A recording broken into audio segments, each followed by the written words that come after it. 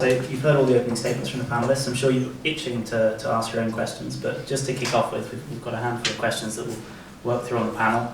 A couple of minutes each, but feel free to go a bit freeform and chat to each other and maybe even interrupt. I'll try and pull you apart if it goes wrong. So the first question, what strikes you most about the impact of livestock farming on our flora and fauna? I'll go to Juliet to start us on that.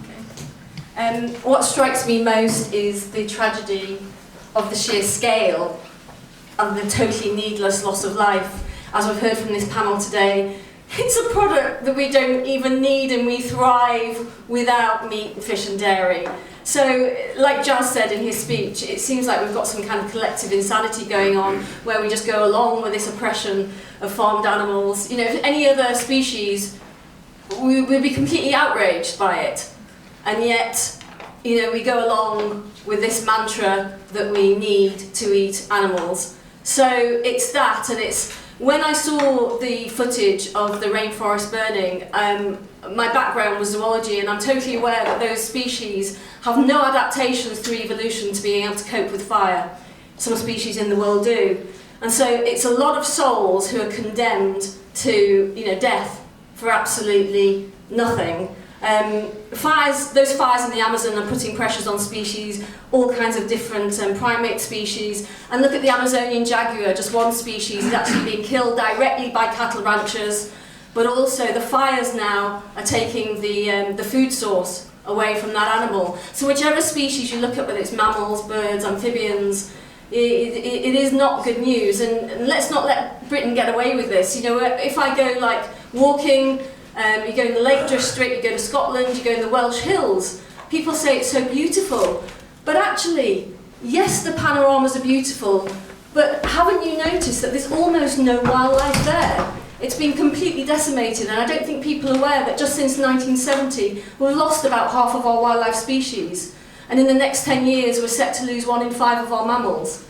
And meat and livestock production is driving this demand for the land, and we grow fodder in a way that's completely destructive, and the way agricultural subsidies have worked encourages that.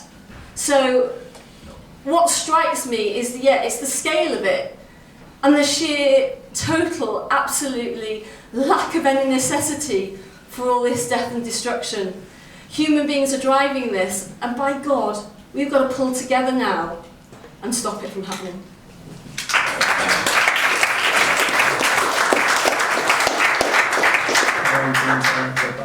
Straight in on that, or if not, I'll go to UK. I think, following on from what Juliet says, I think the most significant thing, or the argument that we've really got to win, is the extent to which it is not natural the way that our countryside currently looks. And I'm hoping the Environmental Audit Committee that I sit on is going to do an inquiry into land use soon, and that would cover everything from the fact that we have deforestation in the Amazon, which you have to bear in mind that the Amazon was also a massive carbon sink, so you're losing the benefit of it capturing carbon at the same time as you're releasing all this carbon into the atmosphere by misusing those resources. The same thing is happening with our landscape. I think it's about 2/3 of the land in the UK is used for farmland. As we've heard, the majority of that isn't productive farmland. It's used as a very inefficient converter of protein by growing livestock feed, also biofuels and people growing rape and so on, crops for anaerobic digestion, which is a whole other issue. But this is not what the countryside is actually meant to look at, and people think that the countryside is cows grazing in a field that's got nothing in it but grass, but that is not what it is meant to look like. And I think we tend to forget about fish, actually. I know Juliet just mentioned it, but it's quite easy to sort of talk about meat, eggs and dairy, but obviously part of going vegan is also about fish. And again, the oceans are hugely beneficial to us from the point of view of biodiversity backed in terms of carbon capture, and yet we're absolutely destroying the marine environment, which is, through overfishing, through ocean acidification, and so on. So I think that would be, I'm not quite sure if that's what strikes me, but I think just opening people's eyes to what is actually happening. There's some people that said that the fires in the Amazon, that is just normal. Well, of course you'd expect somewhere very hot to have have fires and that. And you have to sort of wake up, no, this is actually happening, this is Ecocide, this is happening because there are people that want to make money out of cattle ranching and growing livestock feed there. It is not something that is just part of the natural ebb and flow of human life on this planet. So I'm going to be slightly cheeky and elaborate on that question a little bit, because from what you guys have been saying, anyone can jump in here. We sort of talked about how important it is and the impact on flora and fauna, but how do we actually wean communities both in Britain and in Brazil, a place like that, off of these economies based on animal products and on animal stock, and also how do we do it without seeming like liberal elites lecturing people on what they should be doing?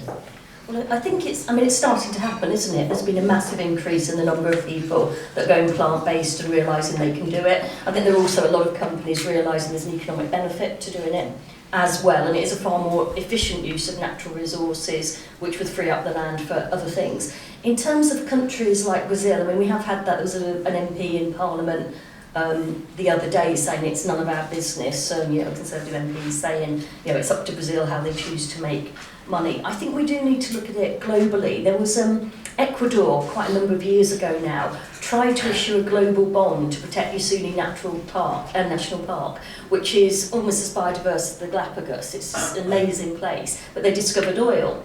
And they were saying to the international community, we're a really poor country, we need the revenues from the oil. We don't really want to destroy our national park, but if you don't want us to do it, then you've got to help us. And actually the bond wasn't very successful. There wasn't much money raised through that, and they did end up drilling for oil there.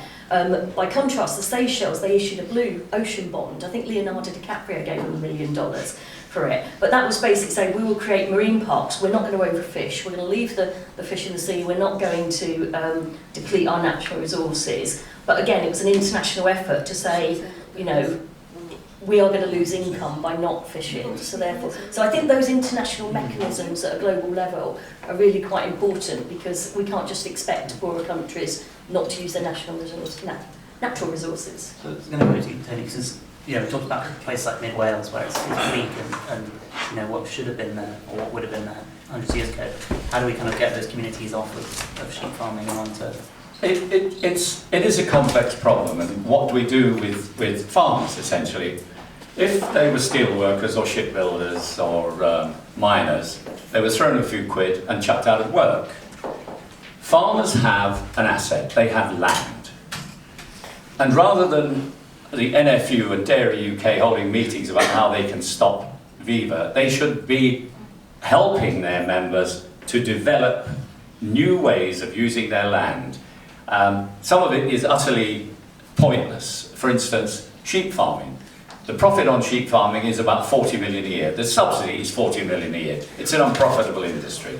It's stripping the uplands bare, has a lot to do with flooding because there's no vegetation there to hold on to the floods.